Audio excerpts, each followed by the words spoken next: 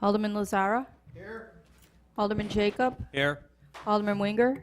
Here. Alderman Catalano. Here. Alderman Sismarski. Here. Alderman Roy Wesley.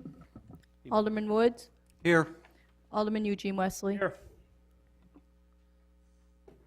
I declare a quorum present. Number 3, approval of the minutes of meeting May 9th, 2013. So move. Do I have a second? Second. All in favor? Aye. Opposed? Motion carries. 4, report and recommendation, Lakota Group, City of Wooddale Wayfinding and Signage Design Project. Mr. Forrest or Jennifer, which one is going to take the... Okay.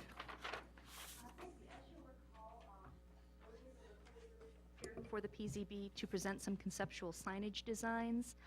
They've been working to refine those, and you'll see in your packet 3 concepts that are the result of your earlier comments as well as a meeting of the Streetscape Committee. The Streetscape Committee members did take a look at these at their meeting earlier this month and felt very positively about them. And so tonight we're looking for some direction from you as to which of these concepts is the preferred one. With that, I'll turn it over to Zach McConnell of the Lakota Group.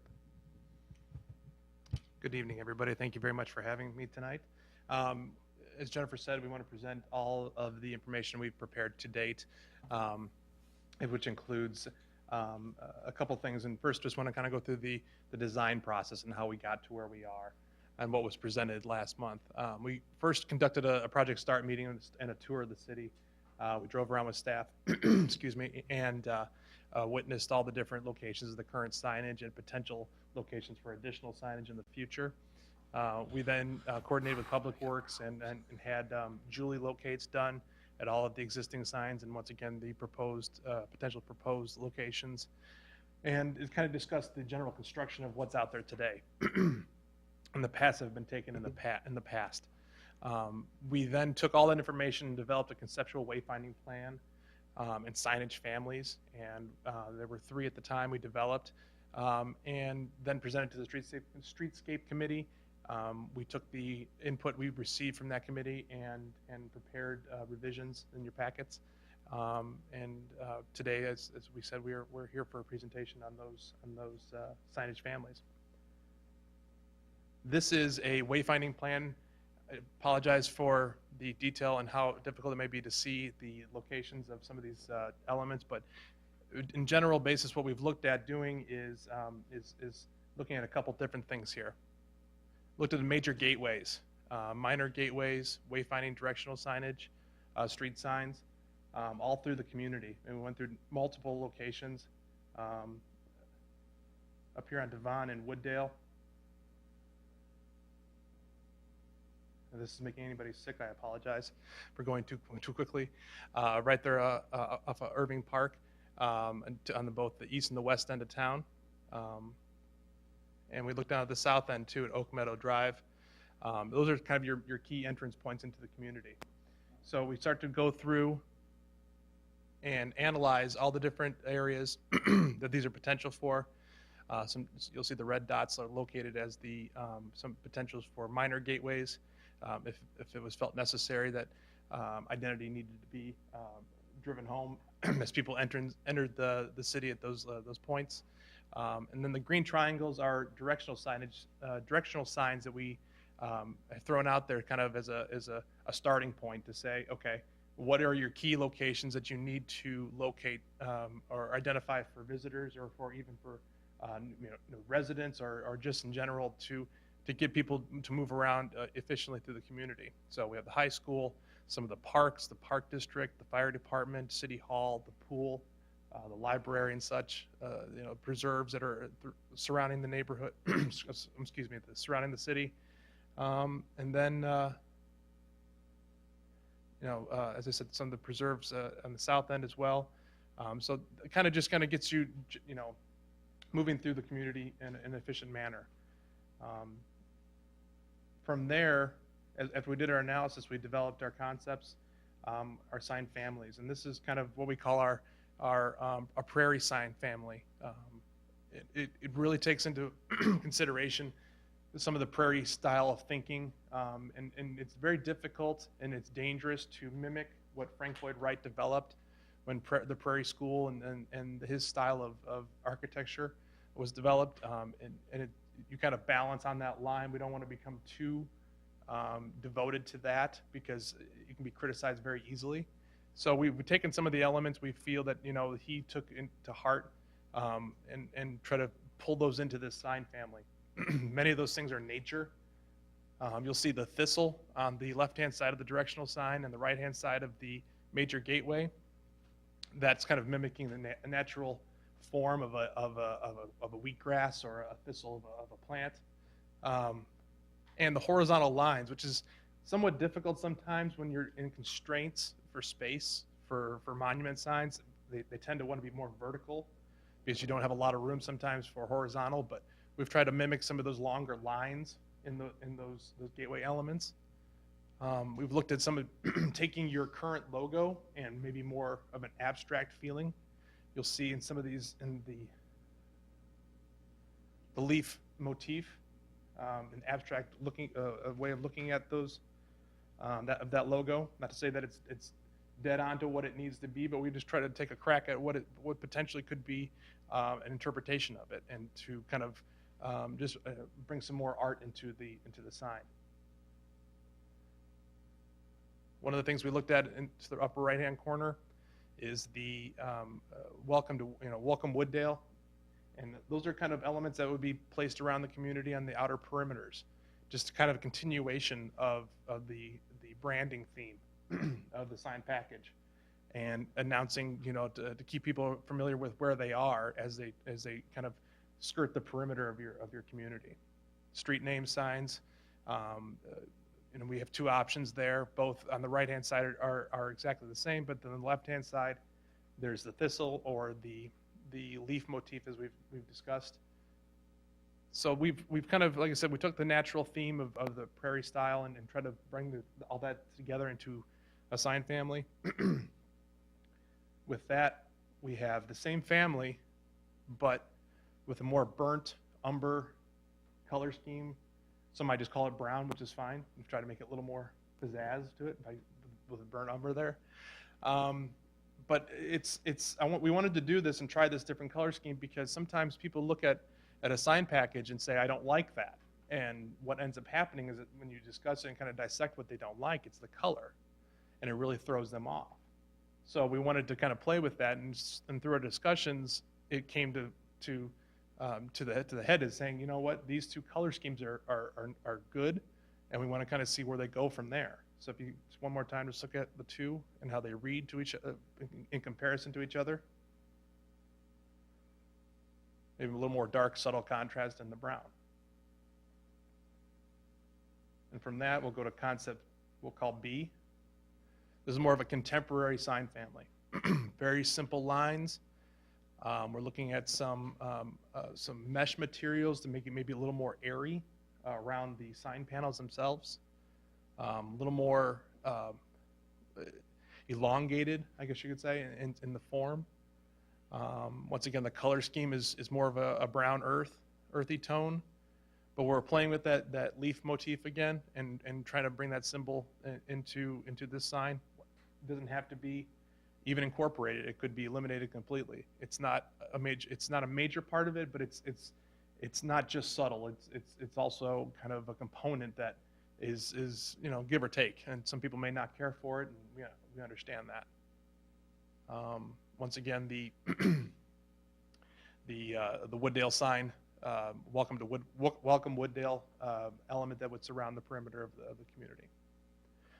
So those are the three sign families that are presented to the Streetscape Committee, and we open it up just for discussions and how we develop these.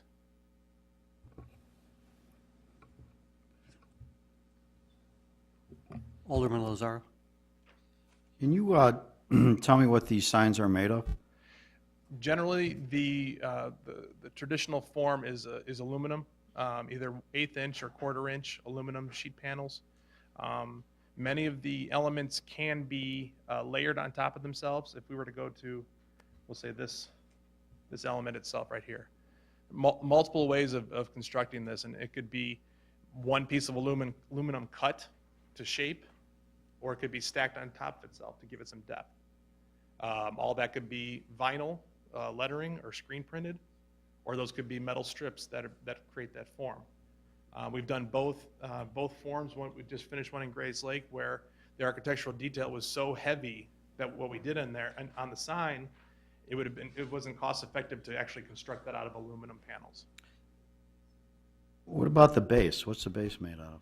The base would have to, if we're to fall within a IDOT right-of-way, it would have to be breakaway material, breakaway regulated. So one discussion we had here is that should the base, should it be aluminum? Should it be a precast material?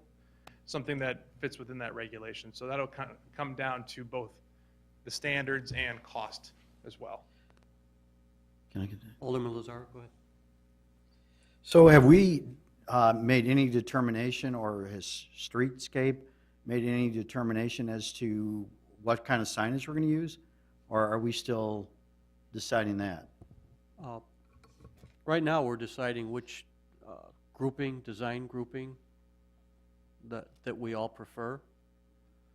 From there, then they'll go to fabricators, and then we'll determine what's the best way to develop these signs to make them, the most economical. And they're going to be fabricated and designed slightly differently depending on where they're going to go and what rules. So if it's a county road or the state road versus one of our side streets or something, we'll have a little more flexibility with material. And obviously, do we have land, or is it going to be in the right-of-way? So all those things are being juggled or in play. Right now, we're just looking at it to determine which grouping we prefer out of the signs. Okay. Alderman Lazar. Can we go back to the map of where you have the locations? Mhm. Can you zoom into the Irving, I think is the yellow star? Where is that at? You said that's a major, you said, right? Correct. What? There's a dentist office there. Edgewood. That's going to be near the dentist's office? Correct. Okay. There's Can I ask you, is there any plans at all? Because I think everyone knows I have this thing about our gateway as far as the train station. And the first thing that you see when you are coming into Wooddale is that Ash and Potter area. Is there any plans at all for a sign that says "Welcome to Wooddale" near there? Because that's a gateway.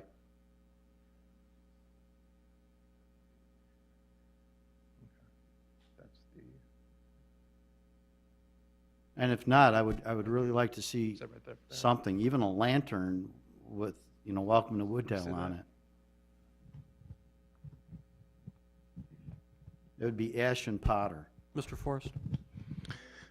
What we could do, we haven't approached Metra yet, but to be able to put a sign there, we would have to come to some kind of an agreement with Metra because it would be located on their right of way. I think we've got a pretty good rapport with Metra, so I have a feeling we could get that if that was a location where you felt, and it probably would make sense to put, even if we put one of the minor gateway signs there. Yeah.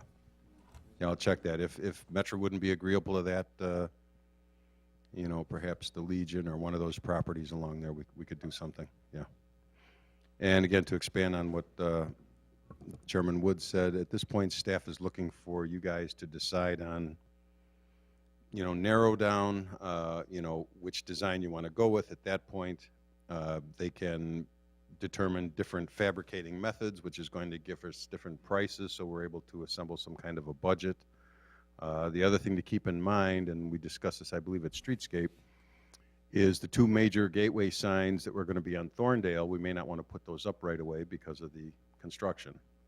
Perhaps we can put some kind of a temporary sign up there or something along those lines until the construction is finished. But the other signs could probably be placed, more quickly. Alderman Winger. Thank you. On the location sign, and it might be here, I just need for you to tell me where it is, are there any signs on or near the bike paths that we have going through Wooddale? I think that would be important, bicyclists, walkers, to know what's here in Wooddale, whether it be an ice cream shop or something calling out what's here. is there anything in our current plans? Right now, the the directional signage that we developed is at a conceptual level. We'll definitely look at that as being something that's considered and added to that, that point. I don't believe we focused it on the bike paths in particular. It was more roadway signage, but we can look at that in the next step and make sure that's covered. Okay, so this location is, this is gonna change? Is this what we're saying? We're not really voting in or firming up the locations right now? Correct. Right now, I think the general intent is to get a design theme and kind of preferred direction from the concepts we've come up with today or presented today. That way we can then move forward and know that we're moving in a consistent direction with what our package is going to be at the end of the day. And then we'll work with staff on developing a quantity of directional signs and where those are located at and what they actually say. That's the big key. Okay, and then lastly, to follow up, that I would like to see more destinations than just the four that were listed: City Library, Metro Park. You know, I want to bring people in to see different businesses and attractions. On that one point, one thing we have to follow, and Alderman Woods kind of made reference to this as far as the standards go. We have to abide by what is called the Manual for Uniform Traffic Control Devices. The short term is MUTCD, and it's a national standard. The Federal Highway Association puts it together. In doing that, letter sizes, font styles, colors, and contrast and readability all come into play. One thing that IDOT will be looking for, if this is on their roadway, is that private organizations cannot be identified. It has to be a public use. So we can't say, we'll say Al's Ice Cream Shop is over here. And I just want to make that clear. But sometimes we get down the road and people say, well, what is the purpose of this then? And the purpose is that we have to call out generalization such as shopping, train station, things like that. So that's why, as we look at some of the generalities of what we've shown here, those are categories that we'll have to kind of keep focused in, and the private sector can't get intersected in too much. Sure, I understand. Okay. Okay, thank you, and for clarifying as well. Absolutely. Thank you. Alderman Jacob? Just a couple questions. This may be a little too early, but are either one of the designs, could we tell at this point, one's going to be more expensive or less expensive, or they're going to be about the same? They're going to be about the same cost. I mean, they look similar in size and everything. Correct. The materials, the height, the width, they're all relatively the same. Some have, like the mesh material is a little different in one, but they kind of balance each other. And then with Concept A, we have two color choices, and Concept B, it's one color? Correct. When we presented, we had a color scheme that was a little out there, so we tried it, and it kind of sparked that conversation as, do we look at other color schemes and see if that stuck? And that's why we presented two in that one family. It's easily, we could easily change the color scheme of the last concept to the green if somebody were to say, I like both. It's a melding point where we can now pick and choose some of these things we like and make a final preferred concept. Can I just see Concept B up there one more time? Absolutely. Okay, thank you. Alderman Eugene Wesley? When the streetscape looked at this, which one were they looking at more to? Concept 1, 2, or 3? I mean, what? Go ahead, Jen. At the last Streetscape Committee meeting, they didn't do an official review, but they did take a look at these, and they had said that either of the concepts, they'd be happy with either of them. Okay. That's all I have at this time. I can interject a minute. At the meeting, probably the biggest conversation and the grouping, all three groupings were acceptable. The one bone of contention, if there was one, was some people liked Wooddale all in one line. So if you look at this one, Wooddale is all in the same plane or on the same line, and in the other two, they're separated. I can say originally it didn't bother me, but I'm looking at them in bigger scale on a projector now. I prefer it all in one line, so that would be what would help me make the decision, but if that helps anybody else.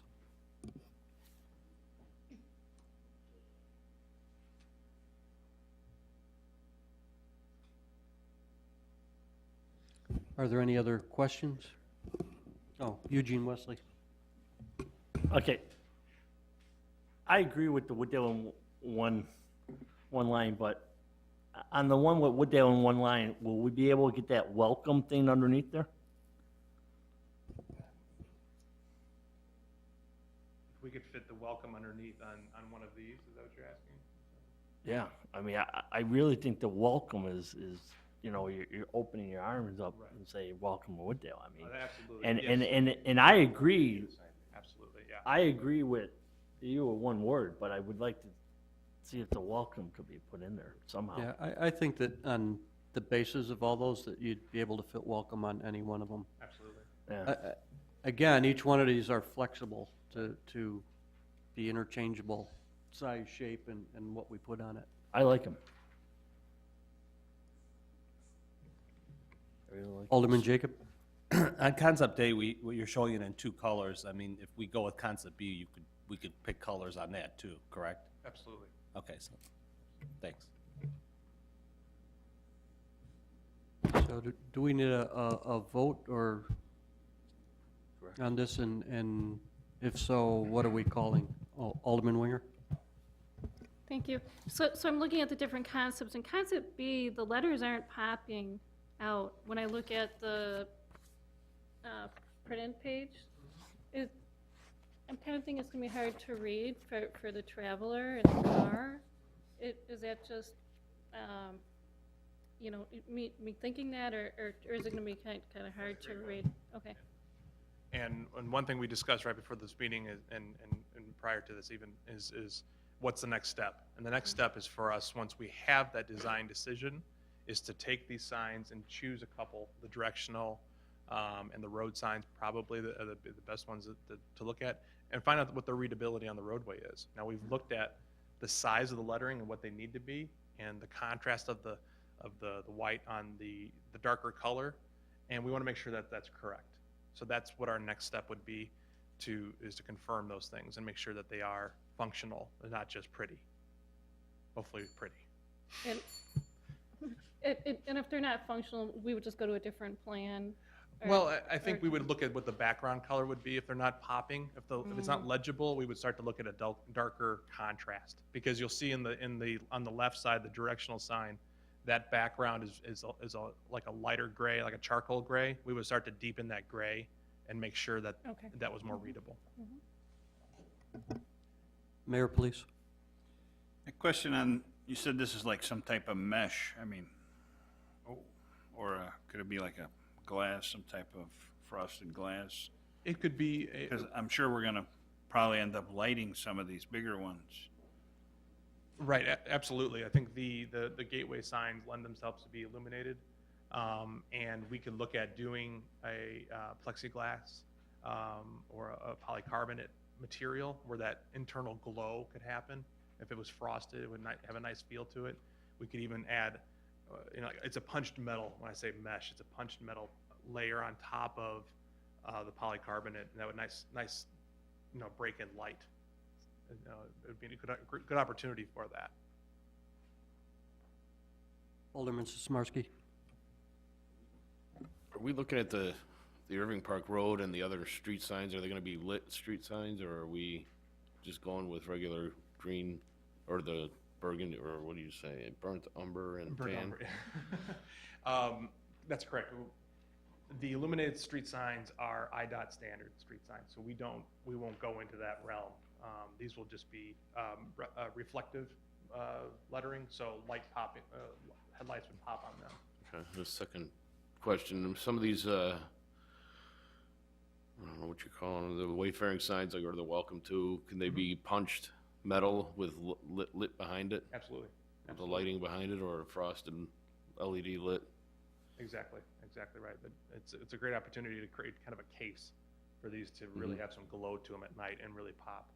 Not just for the daytime, to have that appeal, but more at nighttime as well. Thank you. Alderman Catalano? My question was answered, thank you. Alderman Jacob? Art, you said on the committee that they kind of discussed the wording below each other. Was it just because of the way it pops out, or kind of like Christine was saying, or how did that come up? Well, one was that it does pop out because it lends it, you can get a bigger, bolder type font, if you will, although it's more pleasing or more comfortable to have it in one line. But as I said before, I mean, this is the concept drawing, so when it goes to the fabricators, that design will be, you know, further explored, and, you know, whether we have to light them or do them layers of punched out metal and plastics or different colors behind them to get them to pop more, or even enlarge what's there. So if right now they have that scaled to 2 foot wide, maybe it needs to be 2 foot 6 inches wide. You know, nothing here is really set in stone, other than we need to look at this family, this grouping, and and acknowledge that this is the one that we really like and want to explore.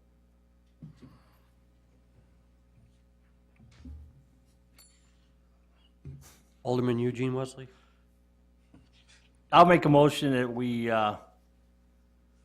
approve concept B to move forward with it. Second that motion. For everybody, I'm assuming that we're looking at concept B? Is that what we're saying? Yes. The one that's on the screen? Yes, with Wooddale all in one word like that, with a welcome underneath it. No, he said we could put it, though. That's what I'm saying. Yeah, right. Mayor, police? No, I was just gonna say, the other photo has the welcome on the pedestal. Right. We can incorporate that welcome into this sign concept. Right. Can I follow up? Mayor, please. That one's a little more difficult. And we could look at shortening one of the first 2 gateway signs to be more of a minor gateway. Once you start to get to that thin model, you can't get them to be horizontal in the same plane. Alderman Catalano? Can we change the leaf on that? Use a different leaf? Absolutely. Yeah, as Lakota works out this design and fine tunes it, they'll be coming back to show us, you know, what we got, and really a second pass to approve what's going on. So if there's no other questions? Right, but we didn't, no color discussion, right? Not now. Not now, right. So if there's no other questions, we have a motion and a second. Yeah. All in favor? Aye. Aye. Opposed? No. Motion carries.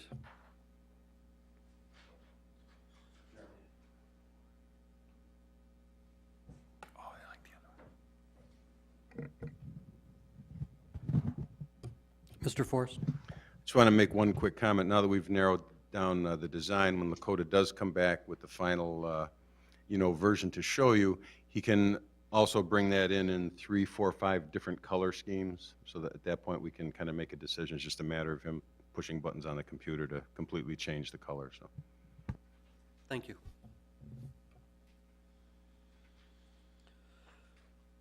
Okay, items to be considered at future meetings: approval for staff for minor zoning variations in June, amendment to Chapter 5, Article 1, Section 5.101 of the Municipal Code in June, and the Community Park / Town Center Vision Plan in June.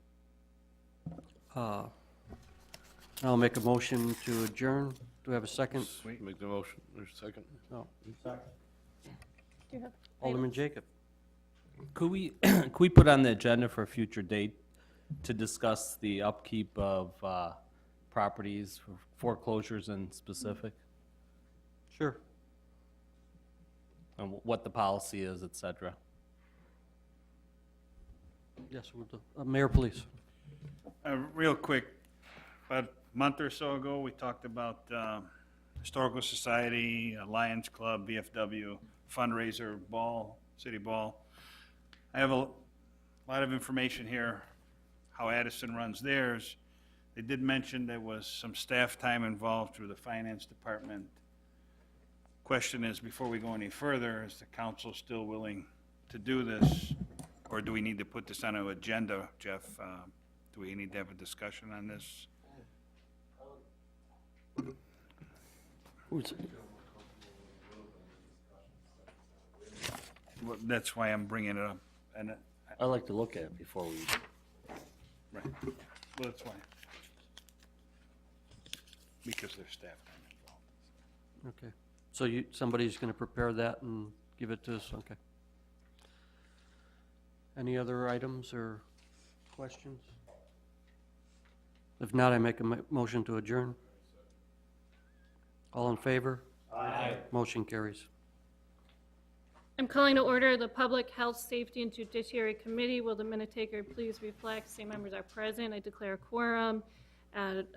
I make a motion to approve minutes dated May 9, 2013. Is there a second? Second. And the question, Alderman Lazara?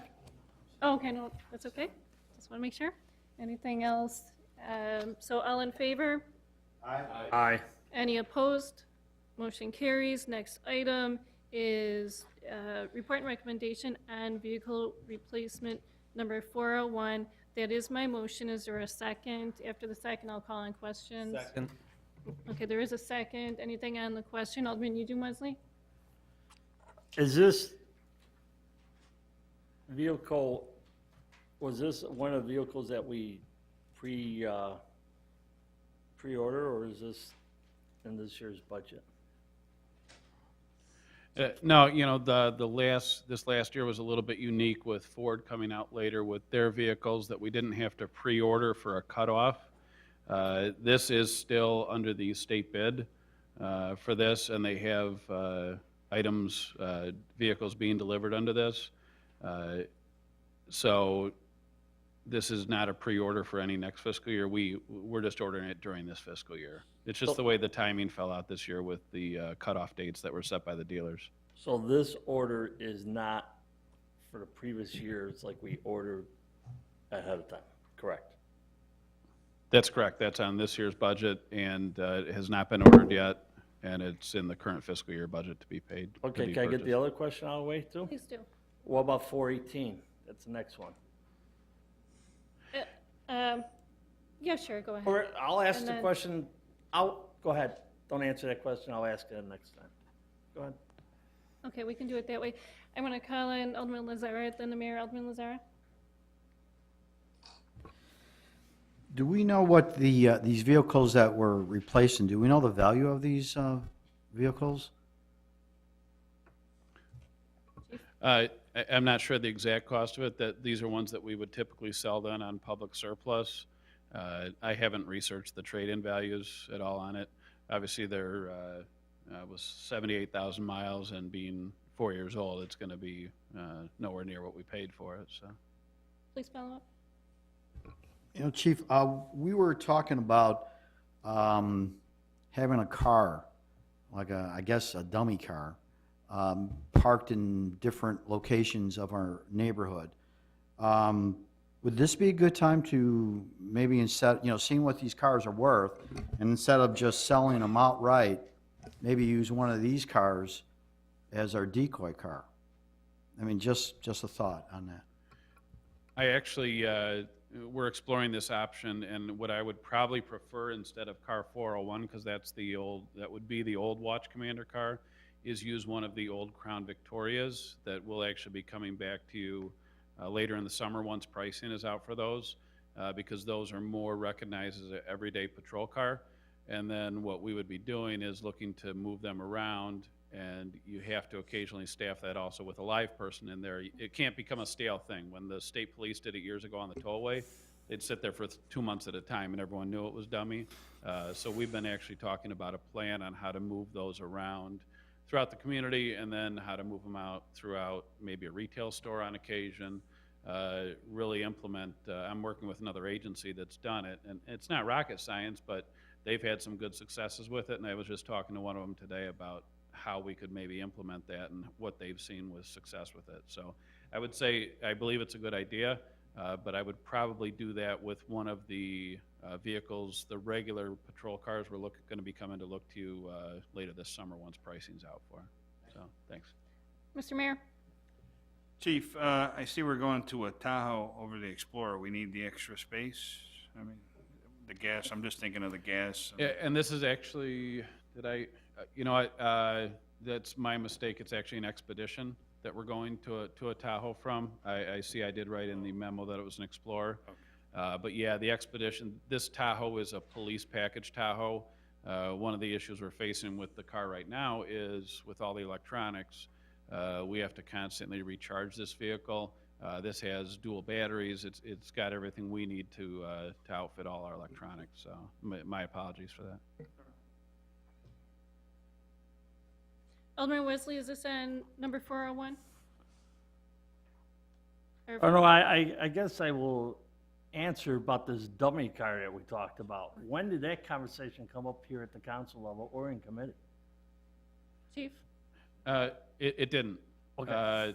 No, it didn't. It's been a discussion that we've been talking about, and I know it's come up in some conversations about some community policing things, but just one of the techniques that we might be looking to employ in the future, so.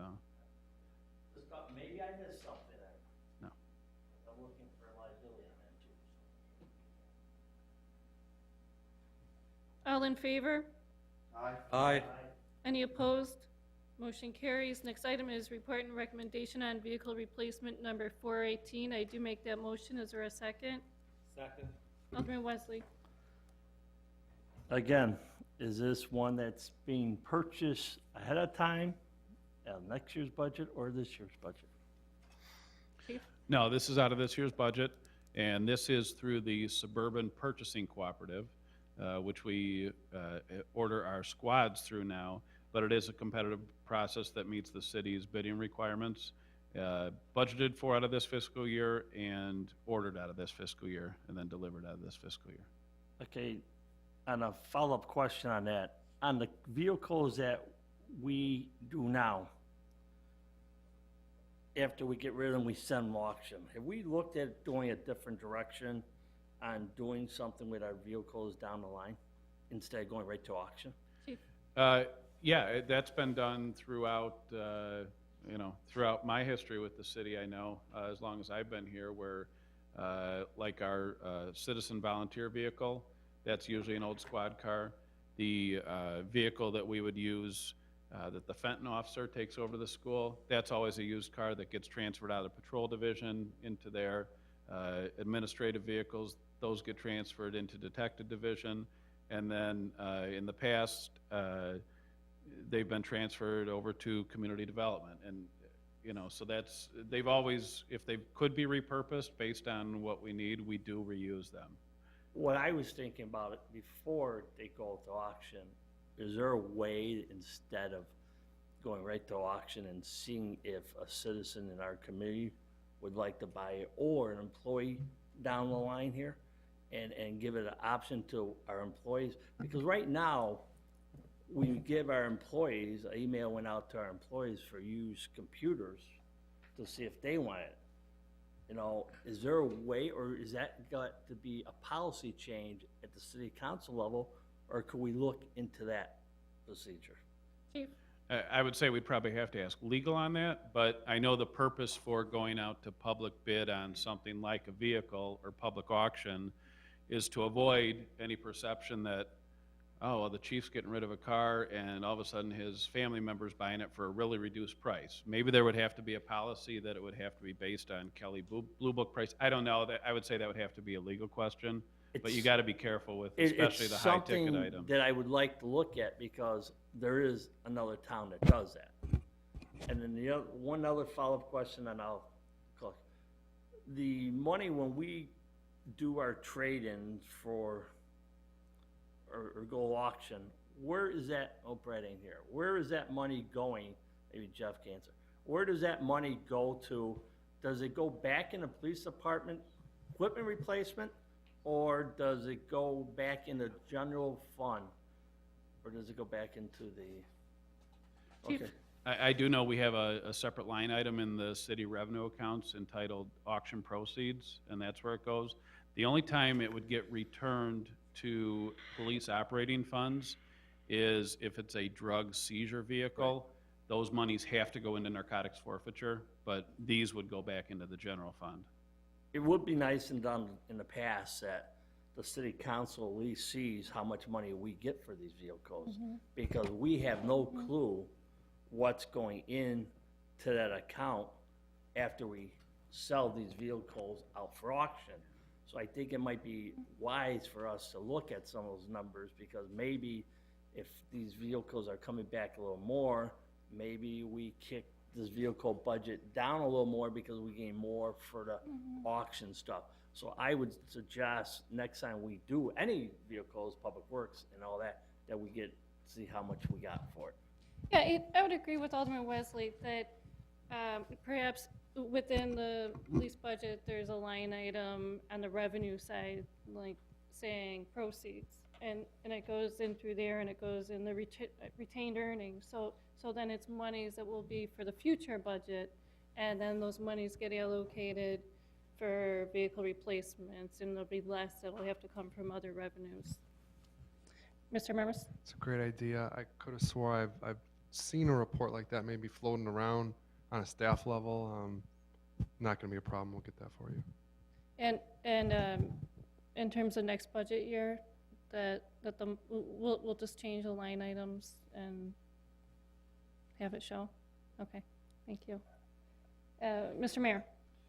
Chief, follow up with Alderman Wesley on the auction process. One of my neighbors actually purchased a car from, I believe it was Itasca. They do a closed bid. Basically, I think the city, and I don't think they do it on all the cars, but some of the cars, it was like he told me it was like a sealed bid, but they said the minimum bid was, let's say, $3,000. So if you wanted to bid that $3,000, or you wanted to bid $3,005 or $3,100, it goes in an envelope, sealed bid. When they open it, the guy with the highest bid gets the car. Chief? How the process works now on the public surplus, there is a reserve number that's set. I'd have to verify with Brad, but I believe it is set by the garage as far as what we believe we should get for it as a minimum. Until that reserve is met, the item is not sold, and then it becomes a competitive bidding process similar to an eBay. We've actually had people drive several hours. We sold the old elliptical on there. Someone drove from Iowa to pick up the elliptical. So we do get a very large audience through that publicsurplus.com that we probably wouldn't get if it was just local. We may be able to meet the minimums, but sometimes it goes well beyond the minimums, is what I've seen. Anything else on Vehicle 418? All in favor? Aye. Any opposed? Motion carries. Next item is items to be considered at future meetings. Item A is the Keep Fob system. Is that, Chief, is that the expansion process of what we've already done for the city buildings, or is that the treatment plant, or is it both? No, that would be the expansion, the completion. Okay. A decision to be brought forward whether you guys want to complete the rest of the doors that were originally scoped as a possibility. Okay. Thank you. Any other items for future meetings? Alderman Jacob? The quiet zone with the trains. Okay, so we can add that on as future meeting. Now, you probably need additional time to work on it, or when is a fair time to bring it back? Mr. Murmas? Yeah, that's already in our notes for a future item. Okay. We're trying for June, but for sure by July. Okay, so we can list it as future meetings, and it might say July. Correct. Okay. Alderman Woods? Is this discussion on the quiet zone going to be affected by the intersection improvements? Should that conversation, although I know we want to have it, should that be delayed, or should it be now? Can some of those things be incorporated with the intersection improvements? Chief? I think the big unknown is going to be how those Irving Park intersection improvements reduce the risk rating for our overall 3 crossings. We can certainly have the discussion now, and based on some of the research that we're already doing on it, we don't necessarily have to make the decision to go forward with committing funds on this meeting. It might be an advisory thing to say, all right, here's where we're at, we've taken some steps towards it, but the council could at that point decide, well, let's start putting some engineering funds to the Ash Street crossing, but as far as the Irving and Wooddale crossing, that one, until that is completed, I don't think you're gonna have a complete answer how well it's gonna increase the safety of the area. So it might end up being a two-pronged thing. But I think we're okay to have the discussion. We can certainly at least, based on the citizen concerns and that, at least have a discussion about it, and we've done quite a bit of research to kind of give an update to where we're at with it at this point.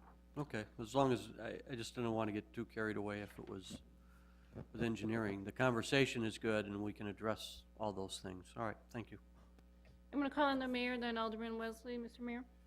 As far as Wooddale and Irving, about a year ago, I spoke to the engineers, H.R. Green, regarding the quiet zone. And Mr. Kroll, I spoke that at some point we might want the quiet zone. Could you look into the gates? And he has done that already. The gates are in. So some of the gates should be part of the project already, at least at those intersections, but that does not qualify us for a quiet zone because then there's other work that needs to be done. Right. Alderman Wesley? It's not for a future meeting, Madam Chairman, but I just wanted, I talked to several aldermen the other night, and due to the disaster in Oklahoma, years ago, we brought out like a piggy bank to collect money. I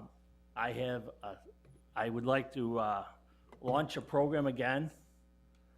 These canisters will be installed in several businesses in town. It will be collected, and it will be joined to provide people to crisis today with the hope of tomorrow. The city of Wooddale would like to help those recover from diverse tornadoes in Moore, Oklahoma. Your contribution will be sent to American Red Cross, which will provide food and shelter to those victims. Thank you for your contribution. So I will ask that we are ready to launch this program. I know it's not the proper time here at the committee meeting, but I am asking permission from this council to launch this program effective immediately this weekend or as soon as possible. I think that's a perfect thing to do, so I certainly would agree. And I'm going to ask if anyone objects, and I know Alderman Lazaro wants to be recognized, but are there any objections to immediately doing this program and at this point? And then, Alderman Wesley, are you the focal to retrieve the canisters at a certain time? No, or is the that- police officer, how we did in the past, once the businesses will get a letter, and once it reaches a capacity or whatever, Okay. they will notify the PD or the finance department. We will go pick the money up, take it out of there, and we will still keep the box there and keep contribution going as long as we want to, or once we see the contributions go down so low, we will pull that off the businesses. Okay, and thank you for your contribution on it. That it's an important thing. Alderman Lazaro. Yeah, I agree with Alderman Wesley, and I would also like to make a motion that we donated, what's that? Motion? Oh, that we should make motions and On this? items to be considered. Okay, well, I would like to consider giving $500 to start this fund from the We do city. that at council. We can do that at the council? Okay. So that'll be something, Mr. Mayor, that you would put on That we the can put that on agenda. there? Okay. Okay. Any other items for future meetings? Okay, Mr. Murmas. Just one quick other item, not under public health and safety, but in relation to the quiet zone, I've asked H.R. Green to come in and give an update as to where they're at with the grade separation or the safety improvement project. So when they're here for that meeting, which will be probably in June, you can then maybe ask some quiet zone questions in relation to where they're at with the regular safety improvement project. Okay, thank you. I make a motion to adjourn. Is there a second? All in favor? Aye. Any opposed? Motion carries. I would like to call the Public Works Committee to order. Minute taker, please note that the same people are here. I declare a quorum. I'd like to make a motion to approve the minutes of the meeting for May 9th, 2013. Do I have a second? Second. That passes. All in favor? Aye. That passes.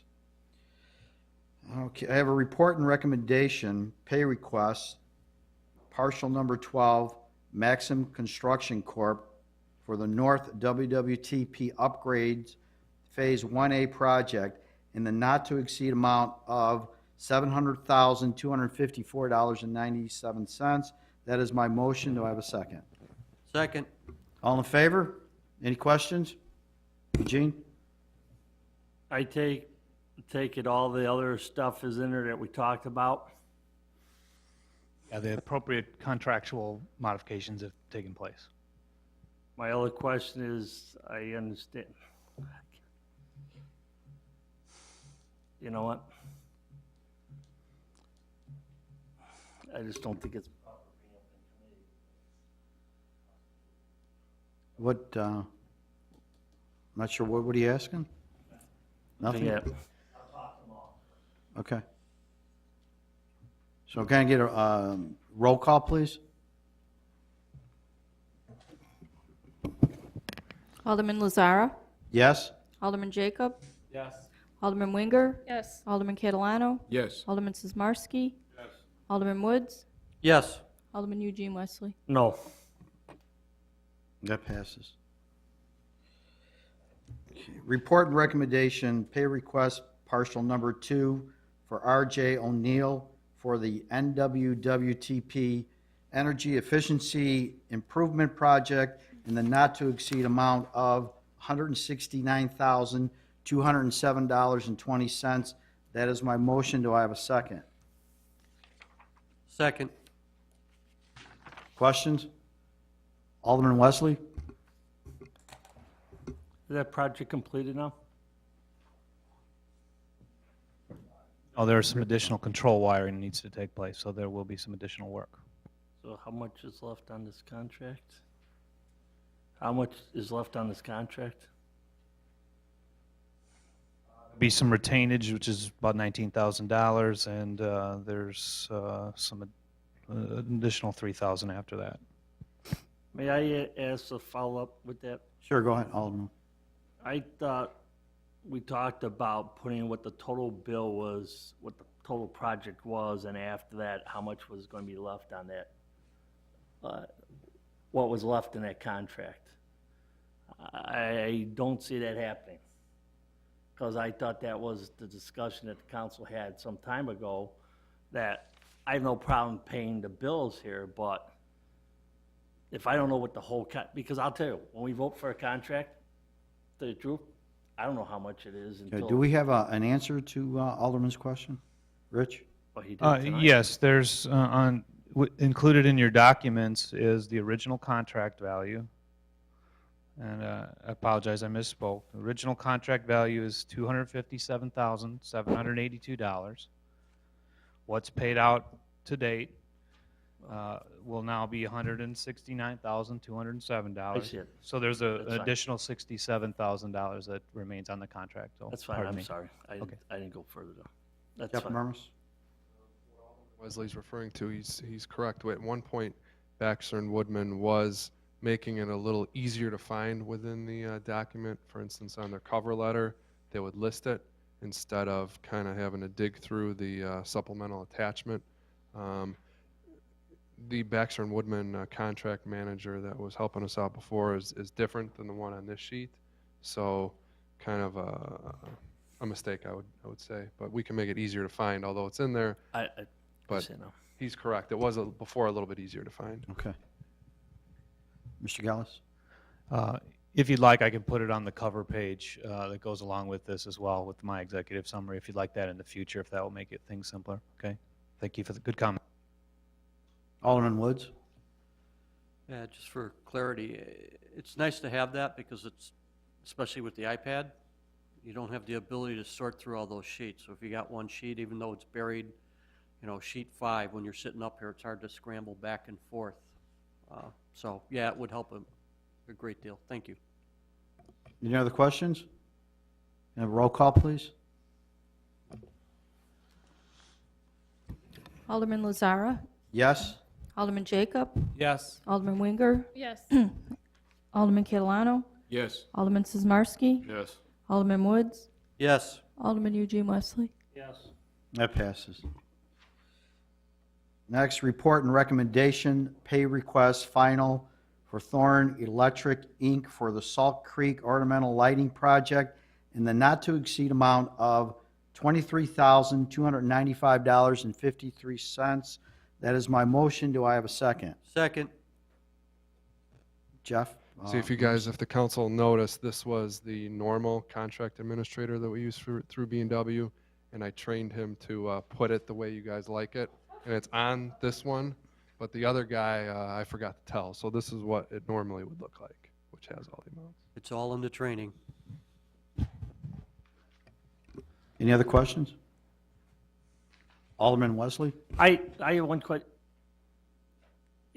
Are they going to seed that, or I didn't notice if it was seeded yet, the dirt in that? It's already done? Has been seeded, and it's growing, All right. thankfully, because of the rain. Any other questions? Nope. Roll call? Alderman Lazara. Yes? Alderman Jacob. Yes. Alderman Winger. Yes. Alderman Catalano. Yes. Alderman Sizmarsky. Yes. Alderman Woods. Yes. Alderman Eugene Wesley. Yes. That passes. Next is report and recommendation, consideration of replacement option for the NOAA flood monitoring system. Rich Gillis, I'll turn it over to you. Thank you, Mr. Chairman. Approximately 25 years ago, due to some heavy flooding in the city made a commitment to a system which has been commonly referred to as the NOAA system. That system has served us, again, for greater than 25 years. Unfortunately, recent events have caused it to malfunction, and it's time for replacement. What you see before you is a baseline cost of $7,100 to replace that system in kind. So when you read this document, you'll see a table at the end of the document that says items 1 through 3. That $7,100, again, is to buy new computer hardware, 2013 version hardware, a modem, and some basic cabling so that people can continue to call the system and get 2 pieces of information: the depth of the river, or the elevation of the river, and then real-time rainfall information specific to Wooddale. And that information comes from a gauge that is in existence today, both in the river, and a rain gauge that obviously is outside of the river. In addition to that, you'll see what's referred to on that table as items 4 and 5. That would be to take this system that we would want to replace, which needs replacing because it's no longer functioning, and connect it to our future SCADA system. That's not something we have to do tonight, but it's something that I felt, since we're talking about the system, it's my opportunity to share with you that there's an opportunity to improve the functionality of the system. And then item 6, as you see in that table as well, is new weather sensors and new gauges to measure the depth in the river. That's another $8,500. If we choose, or if you choose, to want to do all these at once, the cost is $25,900 to do all of those enhancements. What I believe we're really seeking in immediate need is to replace the system in kind that exists there today. And again, that's a $7,100 commitment, but again, it's an opportunity, for us to monitor the Salt Creek conditions, and it's a necessary component of communicating with our public. That said, I'll open it for discussion. Rich, I got a question though for you. The other two items, the 10,300 and the 8,500, when do you actually think that we would be ready to install these? We could install them now, but really the SCADA system will not be fully operational for another 18 months as we move into the next phase of the operation. And if we choose this evening, I could bring that back to you at a later date. It won't affect the installation or replacement of this new system today. Okay, thank you. Any other questions? Alderman Wesley? I have a twofold on this question. Okay. If we choose to go with item 1 through 3, how quick could that be installed? It would be about 4 weeks, depending on the delivery of Campbell Scientific's equipment. So that's something we would order, and when that arrives, we can install it the next day. We install it, or they come out and install it? Have to be somebody who does the low voltage type work. So is that part of this price? Yes, at $7,100 is all inclusive. My question is here, I would consider doing the whole thing and locking the price in now. Because if we wait 18 months, we know how prices go up. And that's a price we got right now for, is that one contractor or is that out for bid or no? It would be one contractor in BWCSI who would tie into the SCADA system, who's also handling the SCADA system. So it could be done as an addendum to their agreement. So, but they, Alderman Wesley? my concern is if we, I just don't want to piecemeal this together like we did with the, All right, do you want to make a motion? yeah, I make the motion that we go ahead and approve 1 through 6 items for $25,900. Second. We have a second, and Alderman Woods? I just have a question or concern. I'm okay with doing the whole system, but 18 months, almost 2 years is a long time in technology time. So versions of software and some of the hardware components might have changed by then. You know, it's something that needs to be addressed. Thank you. What?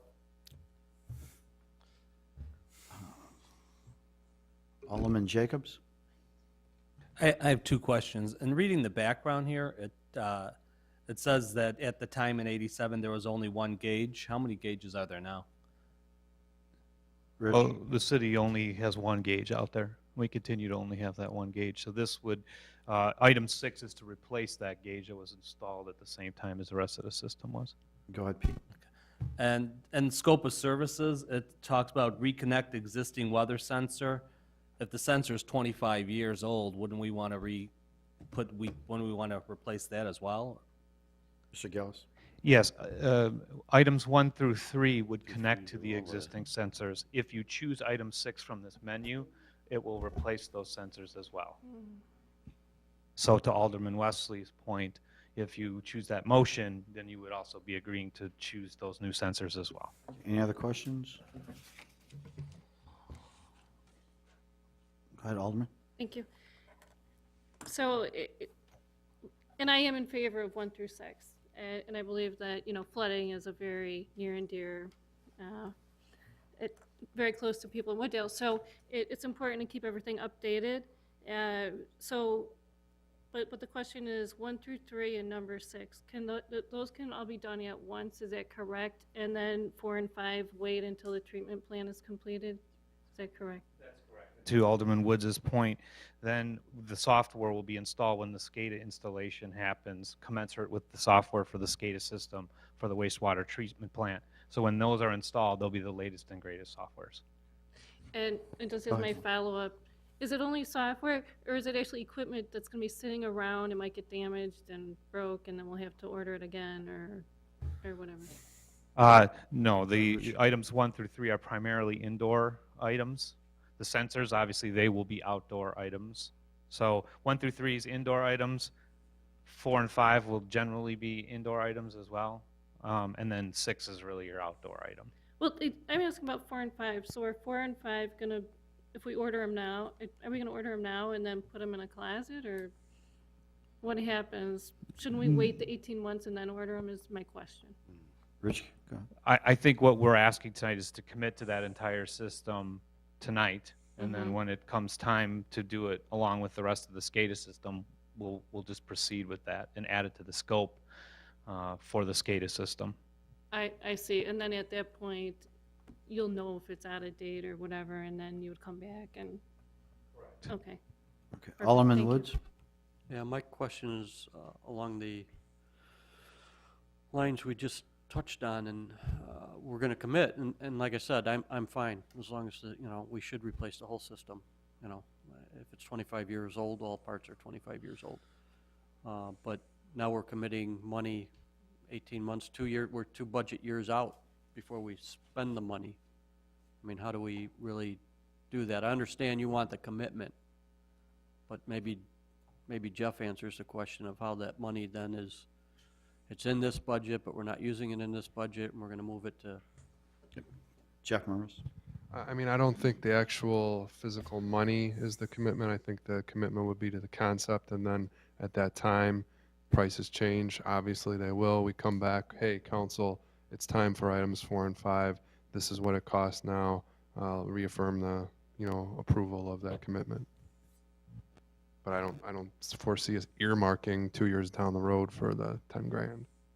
But if you're committing to all these parts, essentially you're committing to the money line item that goes with them, right? Go ahead, Jeff. Well, not if we're not physically purchasing it now and waiting 2 years down the road. Okay. Alderman Wesley? No, the mayor could go first. Mayor? Basically, Rich, 1 and 3 needs to be done 4 weeks. The sensors, they connect to the NOAA line itself or to the SCADA system? Go ahead, Rich. They will make a physical connection to the SCADA system, right? So 1 and 3, like you said, tomorrow, if you give me authorization, we would order the equipment and we would install it as soon as it arrives. The sensors, we could do the same thing. The SCADA piece, we'll have to have the SCADA equipment here, operational, and then when it's operational, then we'll plug into that SCADA system. And so that is in the distant future. It could be as late as 18 months from now before it's fully So functioning. are we saying that would we like to amend our motion? I'm about ready to do that right now. Yeah, that's what I kind of figured you were. Mayor, go ahead. One more question, please. That's what I'm getting to. So you really can't hook up the new sensors to the NOAA line. You have to wait for the SCADA system anyways. Rich? The new sensors. Rich, item 6. go ahead. No, number 6 and numbers 1 and 3, they can all be plugged in today and work just as they're supposed to. And then when people call, it'll be just like nothing ever happened. And as far as compatibility with the SCADA Yeah, system? it'll be just as compatible to the SCADA system. And when we install it, it'll be the latest and greatest SCADA system. And then we'll plug it in when we're ready. And if you want to wait on that item, I could bring it back for you if that makes everyone feel more comfortable. Okay, so do we want to, Alderman Wesley? I would strike that motion and make a new motion, so I need a secondary agree to strike this. So what is your new motion? Well, I need to strike the old one off the floor. Okay. Seconder, you agree? Yeah, he said Okay, yes. he agreed. So I'll obtain new motion. My new motion will give authorization for item 1 through 3, and you need 6 too for that. That will be my motion. Do I have a second? Second. I didn't finish the motion. Oh, go ahead. You didn't finish? To move forward as soon as possible to get this up and running. That will be my motion. Secondary agreed. So. Secondary agrees. Okay. Do we need a roll call or just all? All in favor? All in favor? Aye. Aye. That passes. Any opposed? Any opposed? No, but I would ask.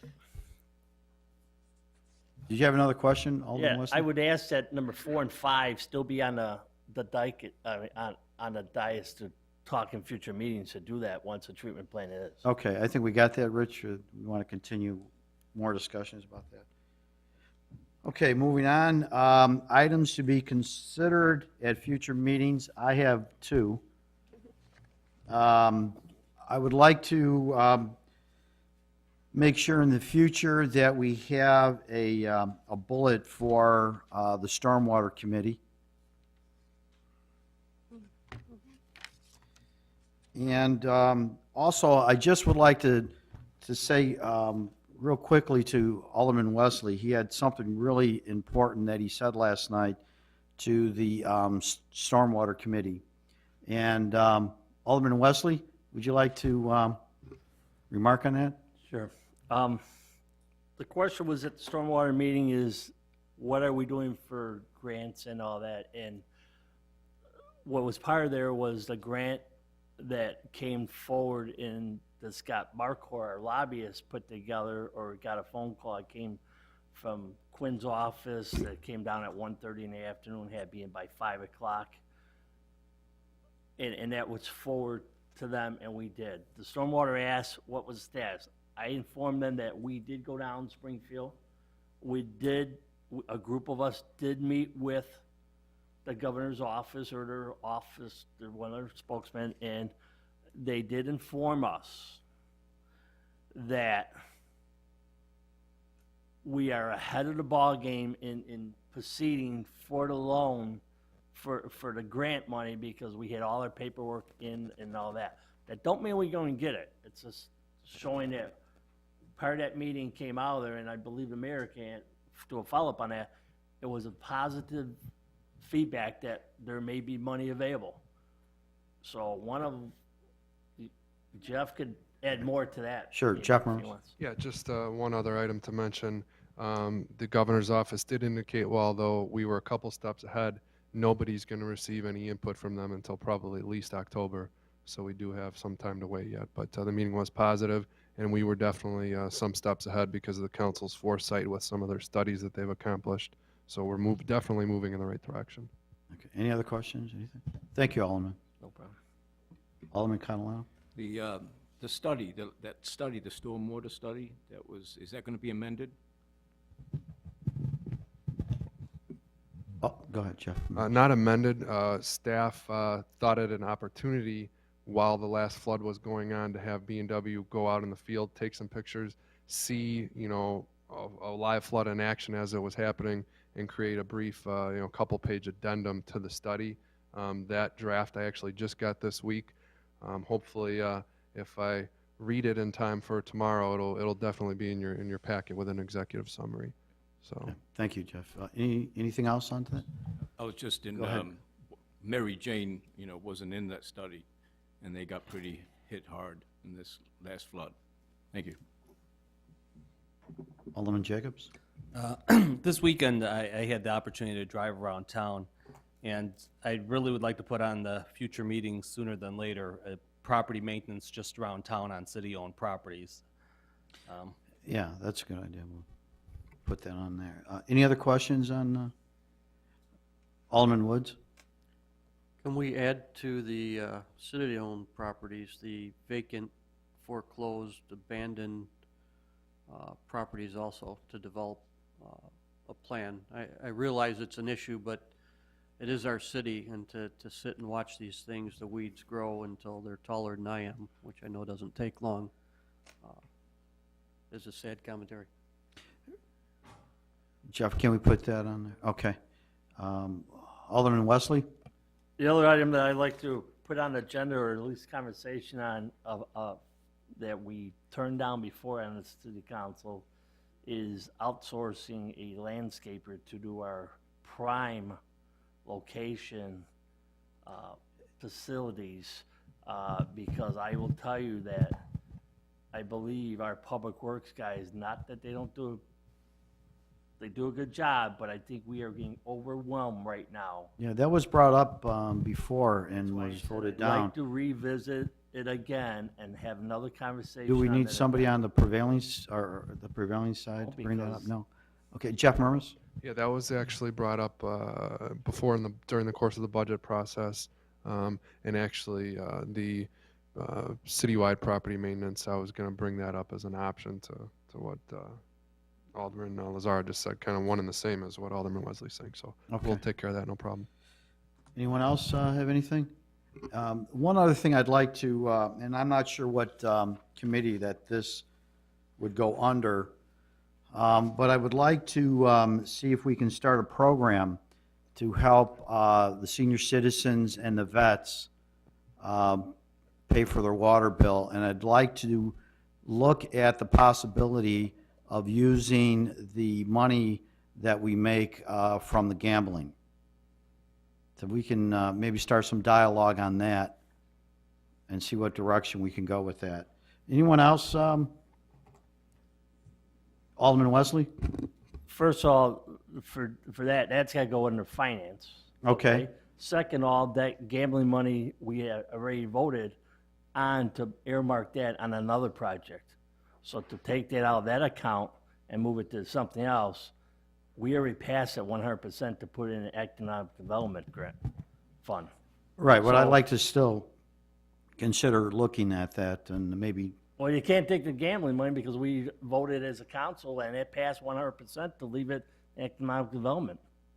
And it's got to go under finance. That's what I'm saying. I mean, I have no problem visiting it, right. but I'm just saying you can't. Well, we already can't voted. right now, but we would have to vote on that. Is that, Mayor? Right. I'll be honest, I was one of those that said that we should use the money for economic enhancement. When you told me about that, I did inquire with the finance director and how we could work that out. You know, we're always talking about the water and seniors, the veterans. This might be money that we've never had. We could have a discussion. I don't see a problem. Alderman Wesley? I have no problem bringing it up down the line, but before you do veterans and seniors, look at some of these people that don't have jobs that they can't pay their water bills right now either. So you just can't just think of that. I mean, I'm Right, just saying, and I agree with you on that. across the board. Right, I agree with you on that.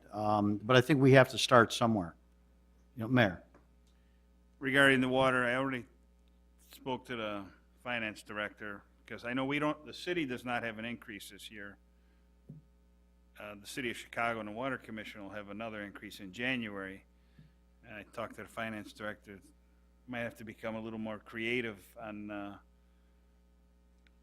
how we expend our funds, and maybe we can slow down or not increase for 2 years in a row or something to help everybody out, you know. Yeah, and again, we just like to explore that option. Conversation will be coming. Thank you, Mayor. Anything else? I'd like to make a motion to adjourn. I have a second? Second. All in favor?